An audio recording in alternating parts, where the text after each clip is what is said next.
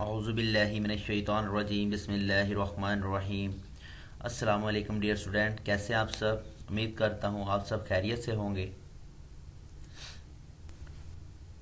जी, आज हमारा ninth class chapter 4 biology का जो टॉपिक है सेलुलर स्ट्रक्चर एंड फंक्शन, यानी कि आज हम अपने इस लेक्चर के अंदर देखेंगे कि सेल की बेसिक स्ट्रक्चर के अंदर कौन कौन सी चीज़ें आती हैं और उसके स्ट्रक्चर के अंदर जो पार्ट्स आते हैं उनका फंक्शन क्या है। तो सबसे पहले हम बात कर लेते हैं कि जो सेल है बेसिकली ये किन चीज़ों का बना हुआ होता है। वो ऑर्गेनील्स का बना होता है, ठीक। तमाम के तमाम ऑर्गेनील्स जब आपस में कंबाइन होते हैं या आपस में असेंबलीज होती हैं उनकी, तो उससे क्या बनता है, हमारे पास सेल बनता है, ठीक हो गया। अब ये ऑर्गेनील्स वो इसके सब सेलुलर कह सकते हैं आप, ठीक हो गया। यानी कि वो सेल के भी अंदर जो मौजूद पार्ट्स हैं उन्हें हम क्या कहते हैं, ऑर्गेनील्स कहते हैं। लेकिन कुछ हम ऐसे स्ट्रक्चर के अंदर चीज़ें देखते हैं सेल की, लेकिन जो बेसिकली ऑर्गेनेल्स तो नहीं होती, लेकिन फिर भी वो सेल के अंदर बड़ी इंपॉर्टेंस रखती है, जिससे कि हमारे पास सेल वॉल आ जाता है, cell membrane, cytoplasm and cytoskeleton.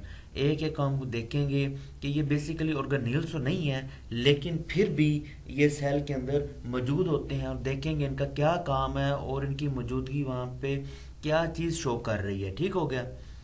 तो सबसे पहले हम ये छोटा सा सेल हमारे पास बना हुआ है, एक प्लांट का सेल है हमारे पास, ठीक है। इस तरह ये दरमियान में जितना भी आपको ये पार्ट नजर आ, जिसके वैक्यूल नजर आ रहा है आपको, ठीक हो गया, ये गोल्जी कॉम्प्लेक्स नजर आ रहा है, राइबोसोम्स नजर आ रहे हैं, ये न्यूक्लियस नजर आ रहा है, ये रफ ई आर जो एंडोप्लाज्मिक रेटिकुलम है, ठीक हो गया। ये जितनी आपको चीज़ें नजर आ रही हैं ये सारे बेसिकली ऑर्गेनील्स हैं हमारे पास, ठीक हो गया। लेकिन इसके साथ साथ ये आपको कुछ साइटोप्लाज्म नज़र आ रहा है, इसी तरह ये आपको जो इनर पार्ट नज़र आ रहा है बॉडी का, ये चीज़ सारी ये इसकी सेल वॉल है, आउटर सेल वॉल है, ठीक है। इसी तरह इसके इनर एक सेल वॉल की दूसरी एक टाइप है, उसके अंदर फिर यहाँ पे जाके सेल मेम्ब्रेन वगैरह शुरू होती हैं। अब बेसिकली ये दरमियान वाली तो सारी सेल ऑर्गेनील्स हैं, लेकिन जो बाहर पर ये पार्ट आपको नज़र आ रही है ये सेल ऑर्गेनील्स नहीं है। इनके बारे में आज के लेक्चर में हम देखेंगे। सबसे पहले सिर्फ सेल वॉल को देखेंगे, सेल वॉल क्या चीज़ होती है, ठीक हो गया। और ये कुछ आपको प्लाज्मोडिस मोटा मेटा नज़र आ रहा है, ये जो प्लांट सेल होता है इसके अंदर छोटे छोटे पोर्सेज होते हैं, उन्हें हम कहते हैं। इसको भी आगे जाके डिस्कस करते हैं हम। इसी तरह ये था हमारे पास प्लांट का सेल, और ये हमारे पास है एक एनिमल्स का सेल। एनिमल के अंदर बेसिकली हमारे पास सेल वॉल नहीं होती, इनकी डायरेक्ट जो हमारे पास आउटर लेयर होती है उसे हम क्या कह देते हैं, सेल मेम्ब्रेन कह देते हैं। इसके अंदर हमारे पास छोटे से माइटोकॉन्ड्रिया, साइटोप्लाज्म, वैक्यूल्स, ऑलमोस्ट हमारे पास प्लांट सेल्स के अंदर जितने भी हमारे पास मटेरियल से होता है, ऑलमोस्ट हमारे पास एनिमल जो सेल होता है इसके अंदर भी वही मौजूद होता है। जैसे कि हमने सेल थ्योरी के अंदर डिस्कस किया था कि हमारे पास जो एरिस्टोटल्स आते हैं, इन्होंने कहा था कि प्लांट्स और एनिमल के अंदर कुछ ना कुछ सिमिलरिटी है, यानी कि कुछ दोनों के दरमियान कोई ना कोई चीज़ कॉमन ज़रूर है। तो इन्हीं बाद में आने वाले साइंटिस्ट ने इस चीज़ को साबित किया कि वाकई उनकी बात सही थी। इनके अंदर वाकई जितनी भी इनर जो ऑर्गेनील्स हैं बेसिकली वो क्या है, ऑलमोस्ट सेम ही है, ठीक हो गया। आगे देखेंगे कि हर एक क्या क्या अपना फंक्शन होता है। तो आज अपने लेक्चर के अंदर जो हम सबसे पहले देखेंगे वो सिर्फ सेल वॉल को देखेंगे आज के लेक्चर में। जी, सेल वॉल। सेल वॉल का हम थोड़ा सा पहले डिस्कस कर लेते हैं, इसका थोड़ा सा इंट्रोडक्शन देख लेते हैं कि सेल वॉल बेसिकली एक non living and strong component होता है एक सेल का, ठीक होगा। ये नॉन लिविंग होता है और स्ट्रॉन्ग कंपोनेंट होता है किसी भी सेल का।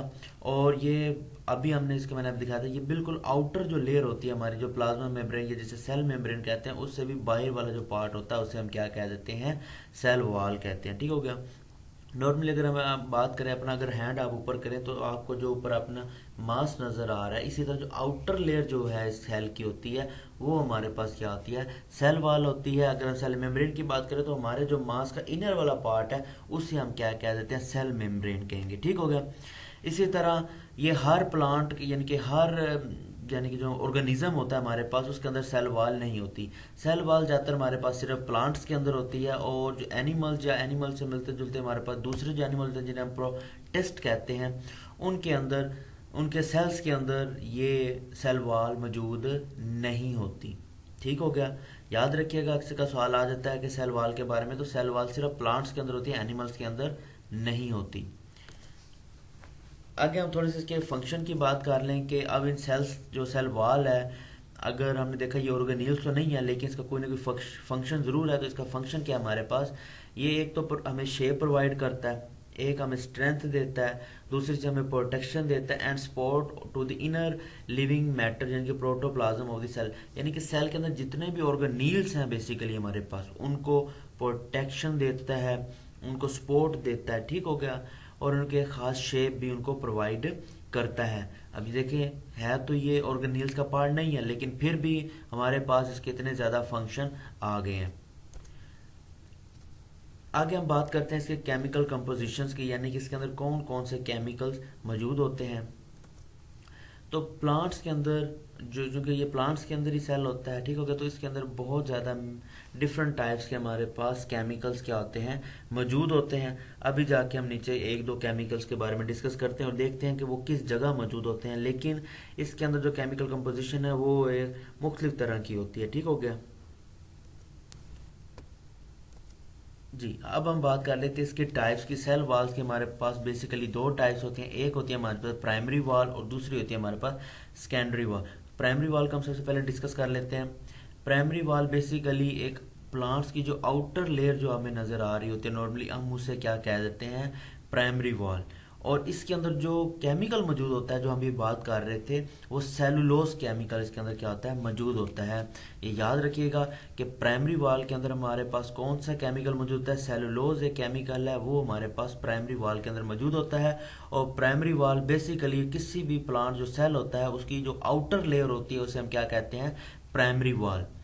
इसी तरह हमारे पास सेकेंडरी वाल क्या चीज़ होती है, ये हमारे पास प्राइमरी वाल के इनर जो होती है, प्राइमरी वाल के जो अंदर वाला जो साइड होता है उससे हम क्या कह देते हैं, सेकेंडरी वाल कहते हैं।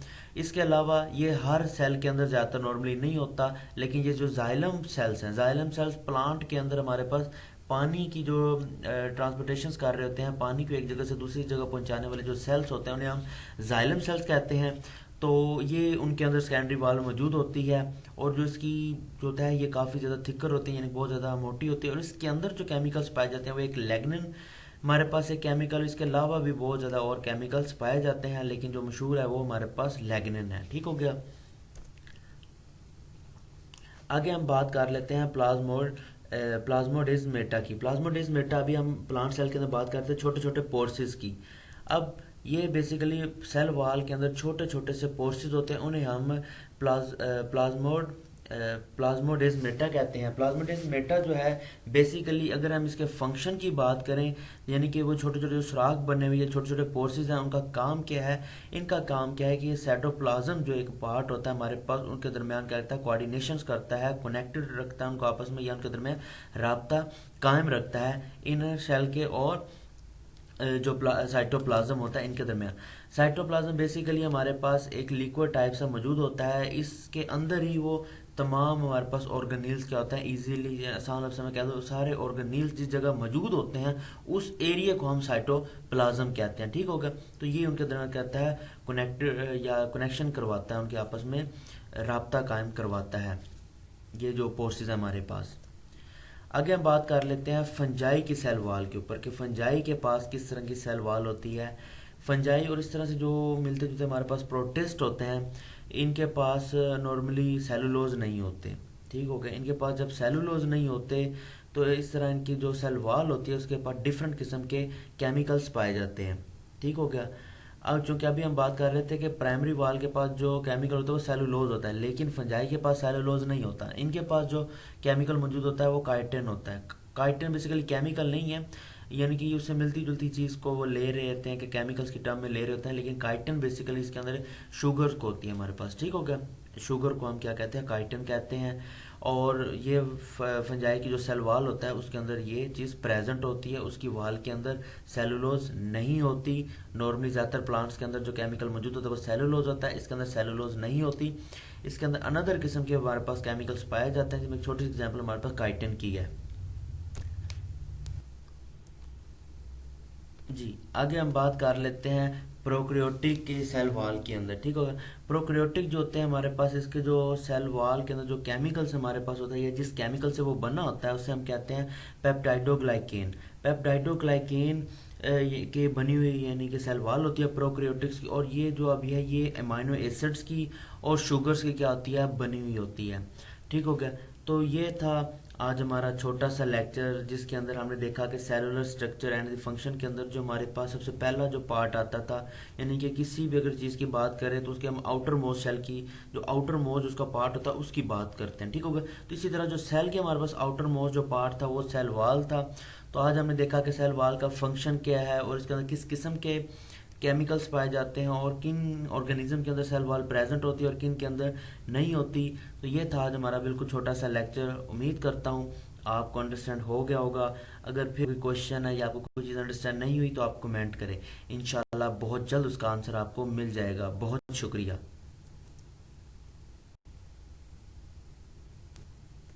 वीडियो अच्छी लगी है, लेक्चर की समझ भी आ रही है तो लाइक करें, कमेंट करें, और अगर अभी तक आपने मेरा चैनल सब्सक्राइब नहीं किया तो मेरे चैनल को भी सब्सक्राइब करें और साथ लगे छोटे से बेल आइकन को लाजमी प्रेस करें ताकि मेरी आने वाली हर वीडियो या लेक्चर आप तक पहले पहुंच सके।